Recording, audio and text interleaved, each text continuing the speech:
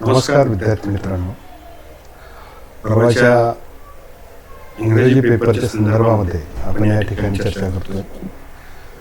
परवाचा paper तुम्हाला खूपच छान जाईल, त्यासाठी शुभेच्छा. विद्यार्थी मित्रांनो, या पेपरच्या संदर्भात एक थोडक्यात तुमच्याशी मला चर्चा करायची आहे. मित्रांनो, हा पेपर तुम्हाला कल्पना आहे 80 मार्काचा तुम्हाला हा पेपर द्यायचा आहे. त्यामध्ये प्रोज आहेत 34 मार्क्ससाठी, पोएट्री आहे 14 साठी, रायटिंग स्किल आहे 16 साठी आणि नोवेल आहे 16 मार्क्ससाठी. ओके, असे 18 मार्क्स आहेत. तर आता पेपर तुमच्या हातामध्ये येईल, आन्सर शीट येईल.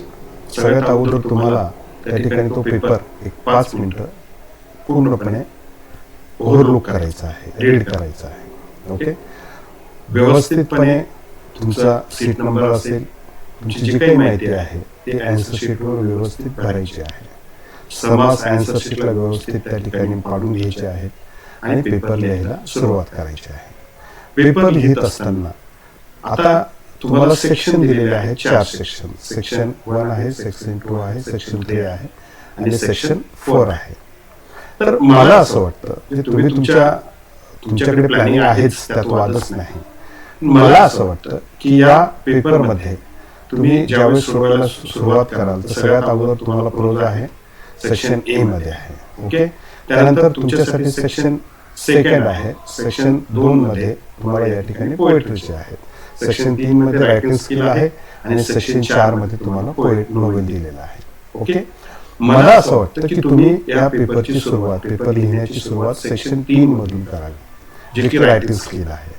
का करावं?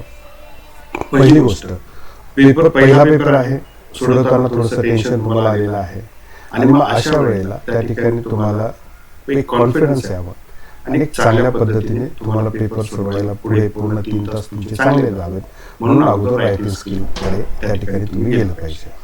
पण रायटिंग स्किलकडे काय गेलं पाहिजे? कारण रायटिंग स्किल हा 16 मार्क्स आहे आणि वेळ कमी लागणार आहे, सोपा आहे आणि आउट ऑफ मार्क्स तुम्हाला त्या ठिकाणी त्यातून मिळू शकतात.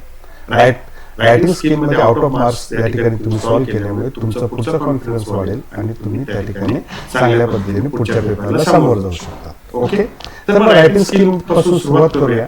रायटिंग स्किल मधून तुम्हाला काय करायचं आहे? तर सगळ्यात अगोदर तुम्हाला आहे drafting virtual message, statement of purpose, group discussion. यापैकी तुम्हाला एक सॉल्व्ह करायचा आहे, 4 मार्क्स तुम्हाला इझी आहे.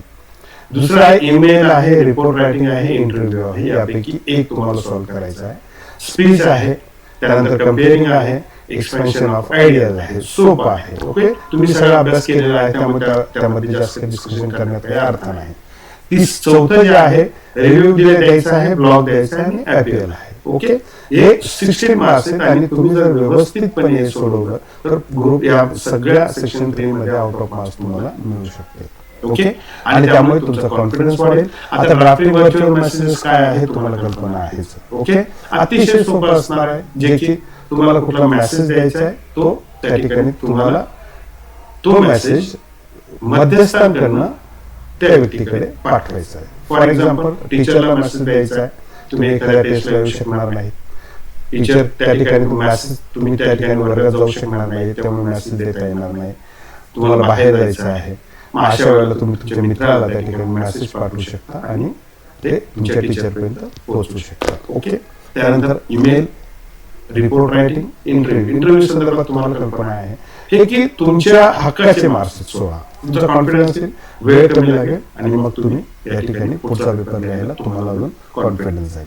नाहीतर होईल काय, तुम्ही समजा अगोदर रायटिंग स्किल पासून सुरुवात केली. ओके, सगळ्यात अगोदर रायटिंग स्किल त्यामध्ये सोपं जाईल आणि जर तुम्ही सेक्शन ए पासून सुरुवात केली, प्रोज मध्ये आहे. ओके, वेळ जास्त लागेल, कॉन्फिडन्स जो तुमचा आहे तो त्या ठिकाणी वेळ जास्त लागल्यामुळे तुम्ही घाबरून जाल. ठीक आहे, आणि म्हणून असं होऊ नये म्हणून तुम्हाला रायटिंग स्किल नंतर तुम्हाला सेक्शन ए मध्ये जायचं आहे, हे सेक्शन 1. सेक्शन 1 मध्ये त्या ठिकाणी सुरुवात करायचं आहे आणि मग याच्यामध्ये तुम्हाला या सगळ्या याच्यामध्ये सेक्शन ए पूर्णपणे तोही सोपा असणार आहे. ओके, सीन आणि अनसीन पॅसेज त्यामध्ये आहेत, म्हणजे तुमच्या सिलेबस आणि सिलेबस व्यतिरिक्त आहेत. त्यानंतर तुम्हाला त्यावर समरी द्यायची आहे, माइंड मॅपिंग द्यायचं आहे. अशा या ठिकाणी वेळ लागणार आहे, म्हणून सगळ्यात अगोदर रायटिंग स्किल करा. ओके. त्यानंतर सेक्शन 1 झाल्यानंतर मग तुम्ही पोएट्री सेक्शन कडे जा, सेक्शन सेकंड सोडवा. सेक्शन सेकंड सुद्धा तुम्हाला त्या ठिकाणी सोपंच असणार आहे, सेक्शन ए सारखाच, सेक्शन 1 सारखाच असणार आहे. त्यानंतर तुम्ही पुढचं आणि शेवटचं जे आहे ते नोवेल मध्ये जा. ओके. अर्थात हे प्रत्येकाची वेगवेगळी स्ट्रॅटेजी असणार आहे, तुम्हाला कुठलं सोपं असतं त्या पद्धतीने तुम्ही जाणार आहात. परंतु माझं जे सजेशन आहे ते आहे या पद्धतीने तुम्ही गेलं तर अधिक चांगल्या पद्धतीने तुम्ही सामोरे जाऊ शकता. ओके. येणाऱ्या या परीक्षेसाठी तुम्हाला खूप खूप शुभेच्छा. क्रॅश कोर्स आणि सॉफ्टवेअर घेतलं नसेल तर लवकरात लवकर त्या ठिकाणी तुम्ही क्रॅश कोर्ससाठी आपल्याकडे नोंदणी करू शकतात, सॉफ्टवेअर घेऊ शकतात. ओके. सगळ्या परीक्षांसाठी तुम्हाला खूप खूप शुभेच्छा देतो आणि थांबतो. जय हिंद.